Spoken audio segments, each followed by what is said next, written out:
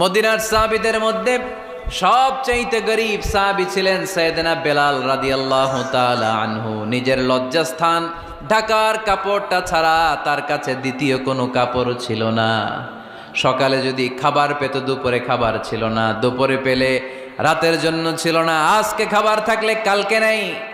মদিনার সবচাইতে গরীব সাহাবী বেলাল রাদিয়াল্লাহু তাআলা আনহু, লজ্জাস্থান ঢাকার জন্য শুধু একটা জামা ছিল, গায়ে দেওয়ার মতো কোনো জামা নাই। এই সাহাবীর মতো গরীব কোনো সাহাবী মদিনার জমিনে নাই। এই বেলাল রাদিয়াল্লাহু তাআলা আনহুকে বিশ্বনবী ডেকে বললেন, ইয়া বেলাল আনফিক ইয়া বেলাল লা তাখশা মিন যিল আরশি ইকলালা।